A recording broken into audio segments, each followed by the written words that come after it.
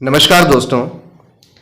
आज हम मिलते हैं संगीत के आचार्य, संगीत के विद्वान पंडित श्रीधर व्यास जी से और जानते हैं ताल के विषय में। प्रणाम गुरुदेव। कृपया अगर हमें ताल के विषय में आप समझाने का कृपा करें।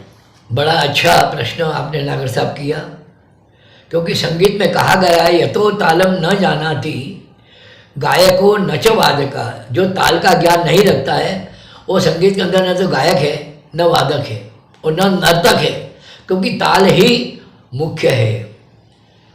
और ताल बाल की खाल है, ताल बड़ी बलवान, लय में लय जब होते हैं तब यह रखती मान।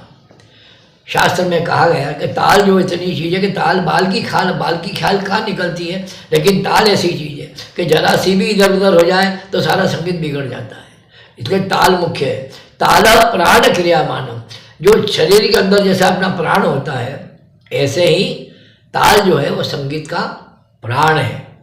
ताल के बिना संगीत निर्जीव है, उसका कोई महत्व नहीं है। इसलिए ताल का महत्व संगीत में बहुत है।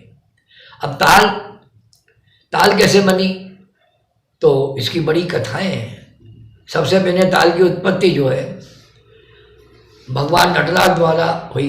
क्या हुआ, मैं थोड़े से मैं सुनाता हूँ आपको कि राक्षस जो था वत्रासुर नाम का राक्षस, ब्रह्मा जी से वर पा करके अमरत्व का प्राप्त कर जाते कि मैं अमर रहूँगा, मैं मरूंगा नहीं किसी से, मैं बहुत बलवान हूँ। और सब देव लोग जीत लिया उसने, इंद्र लोग जीत लिया। चारों तरफ सब लोग घबराने लगे।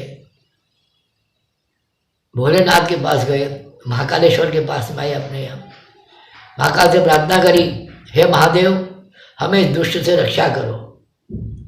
तब भोलेनाथ ने कहा कि ठीक है मैं करता हूँ। भगवान ने अपना रौद्र रूप धारण करके वत्रासुर का संहार किया। यह कथा उज्जैन की है, यहीं संहार किया।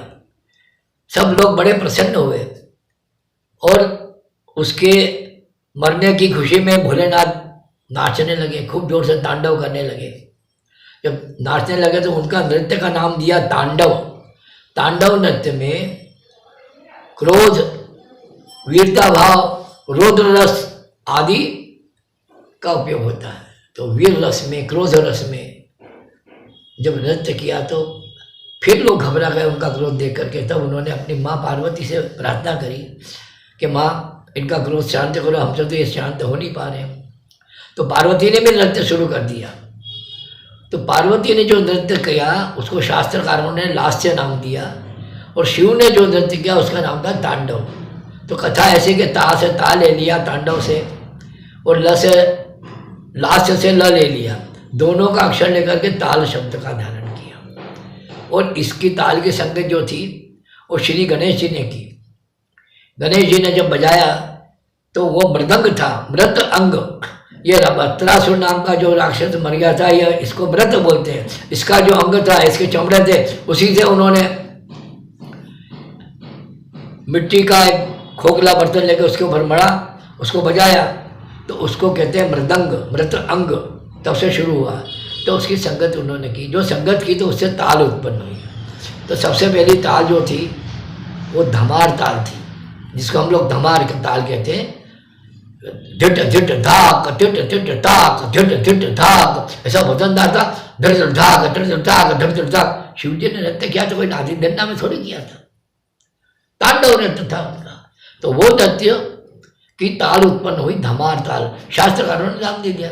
और धमार ताल इसलिए दिया कि धमार ताल बजाई जाती है, धमार गाई जाती है और धमार नाची भी जाती है।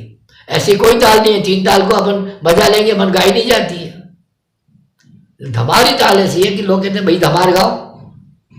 और विशेष करके वैष्णव संप्रदाय में धमार का ज़्यादा महत्व है, क्योंकि वहाँ श्री कृष्ण की लीलाएँ होती है। मथुरा है, वृंदावन है, अन्य अन्य स्थानों पर कृष्ण की जहाँ जहाँ पूजा होती है, मंदिर है, वहाँ ध्रुपद धमार का चलन ज़्यादा है। और धमार में होली गाए जाते हैं, विशेष होली नायक गीत, जिसमें कृष्ण की होली का वर्णन होता है तो उसे धमार कहते हैं। तो ताल की उत्पत्ति शास्त्रकारों ने वहां से मांगी। अब ताल बाल की खाले तो मैं बता ही चुका, लेकिन ताल कितनी बनेगी? 5,900 कई ताल कहावत नाम, इनमें से 16 लिए जिनसे चलता काम। विद्वानों ने कई ताल बनी, ब्रह्मताल, रुद्रताल, लक्ष्मी ताल, न जाने कितने नाम दिए जो अपने को नाम ही नहीं मालूम, नई नई नाम सुनते, नीलकंठ ताल। तो लेकिन आज के युग में शास्त्रकारों ने केवल 16 ताले लिए। 16 ताल से मतलब ये है कि दादरा, कैरवा, रूपक, इकताल, चौताल, झपताल और झपताल के साथ में सूलताल, तीवरा ताल, ऐसे प्रकार से 3 ताल, 14 मात्रा की आड़ा चौताल, और ये आ गई क्या नाम से सवारी ताल, 3 ताल। तो इसके इस प्रकार से करते करते दीपचंदी, ऐसी गिनती की 16 ताले हैं। तो इतनी तालों में काम चल जाता है। इनमें से 16 लिए जिनसे चलता काम। तो ये ताल का महत्व है।